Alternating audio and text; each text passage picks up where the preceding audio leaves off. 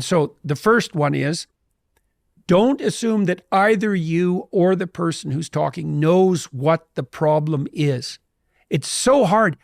Once you have the problem specified, you've solved like 95% of the problem. That diagnostic move is really hard. Are we sure we're addressing the most crucial issue? You have to have your sights focused right on the center point of the cross, right? Like in a gun sight. It's like, are we aiming at the right target? And then you can start negotiating problem solution. And but you can develop the patience to do that once you understand that initial act of listening is in itself the most helpful thing you can do.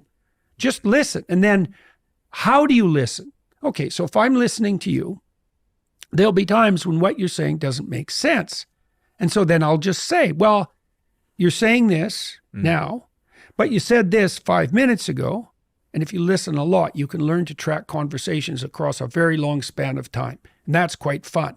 You said this, but then you said this, and they seem contradictory to me. You're not accusing the person. You're saying, I see an inconsistency in the way you're formulating the problem. And they'll sort of startle a little bit and then try to rectify that. They'll check you out to see if you're insulting them or trying to play a game of moral superiority first.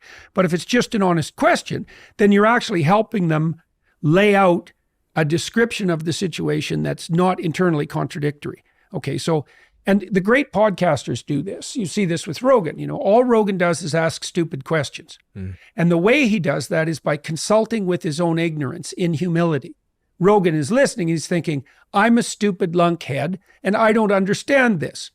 What do you mean? And that's brave because he's exposing his own ignorance, but it's honest because he doesn't understand, but it also unites him with his audience because, especially with someone like Rogan, the probability at this time that if Rogan doesn't understand the gist of the conversation that 95% of his audience doesn't understand it's like 100%. The importance of listening can't possibly be overstated. Listen, ask questions until you understand. And by doing that, you also help the other person clarify the situation. It is so hard to do. And I think we have to just pause at that step because it is, as you said like that's 95% of the challenge. It is so hard to do in relationships, in work. I've sat literally at this table with a colleague of mine about a year ago, and she was telling me, she works in one of my companies. She was telling me that she's unhappy in her role. And I remember sitting here and she gave me a bunch of reasons why. And I kept asking and asking questions. And after just 30 minutes of asking the questions, she had decided that in fact, everything she had just said was not the issue. And then it related back to a much more fundamental issue of just meaning in her work. See, okay, well, that's very important. That's very important. Jung called that a circumambulation. Okay, so now imagine the threat system is going off, right? It's saying something's wrong. But it's a primordial predator detection instinct. That's what's being triggered. It isn't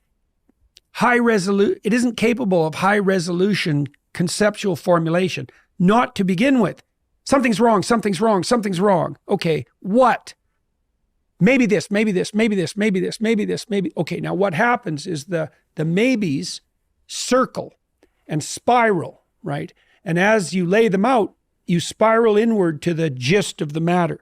But you have to see, because you could imagine while this woman is explaining her problems to you, she's talking about things about the company and her relationship with the company that might be unsettling to you. So you're sitting there thinking, while she's laying out her problems, maybe you're getting defensive. Well, that's not true. The company's better than that. That's an unfair accusation. So you're feeling on the spot. Plus you want to jump in with your solution because you want to show that you're bigger than the problem that she's showing, or maybe you're secretly attracted to her and you want to be a white knight. I mean, there can be 50 things. You're sitting there thinking about what you're going to say next because you want to play dominance, or maybe you think that's what you should do because you're a boss. And it's like, there's a lot of things that'll interfere with listening.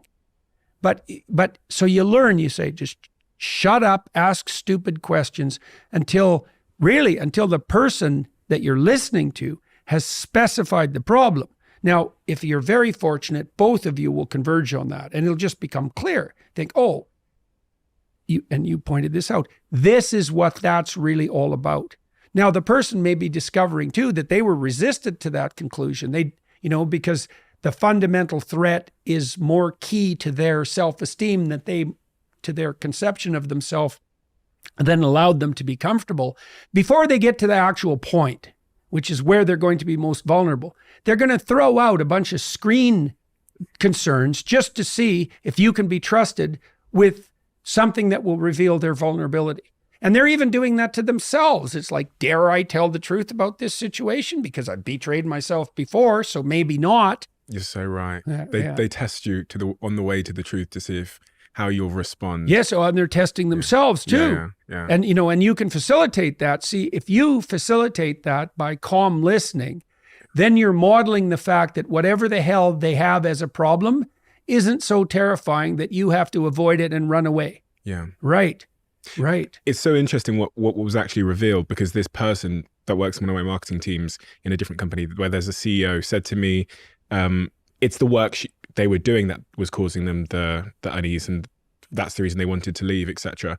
And I asked them the question after about 30 minutes, when was the time you were most happy in the business?